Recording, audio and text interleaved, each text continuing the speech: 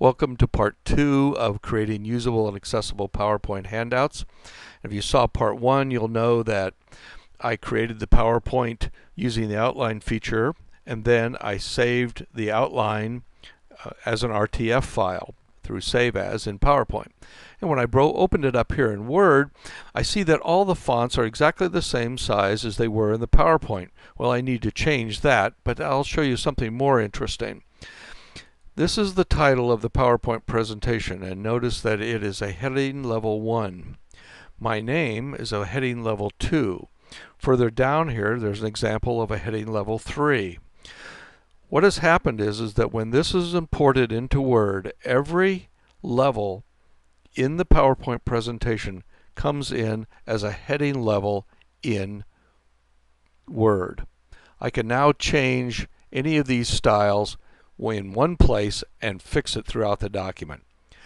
So I am going to make everything 12 point times, and I'll do that by hitting Control A and highlighting everything.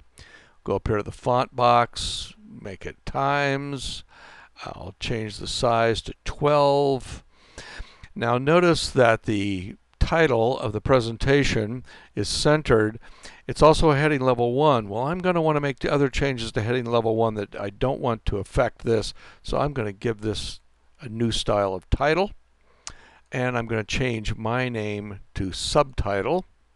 And now when I make changes to heading level 1, these two parts of the document will be unaffected.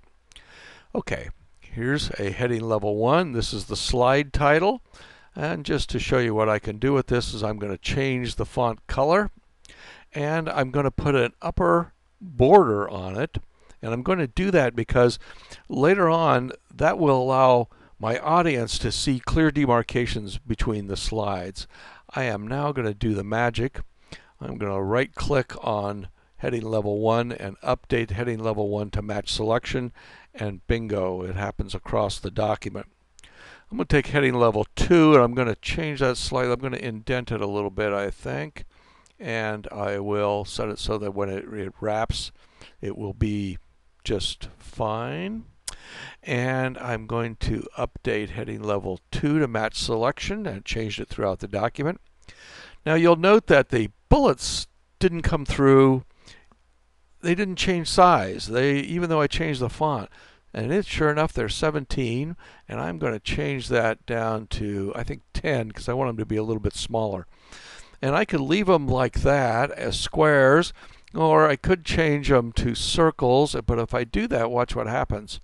Now, it looks like a lot of these all changed back to going over there to the right margin. Well, I don't want that, or to the left margin. So I'm going to suck those over just a little bit like that. That'll line up nicely with my number 2 there. And I'm going to update to match selection, and sure enough, they all snap to. Okay, that's the basics of it, and you can do whatever you want now. You can add extra spacing, you can change the colors any way you like, but I got one more feature to show you, and this is the really cool part. Because this is a Word document and it's styled properly, this document is now accessible to people even using screen readers.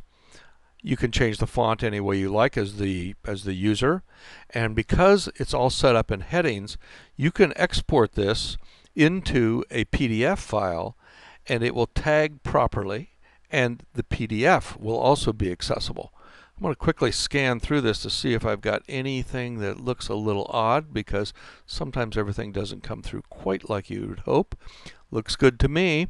I have taken now a presentation that probably has about 30 slides, and instead of having only 3 per page, I think this whole thing when printed is about 3.5 pages.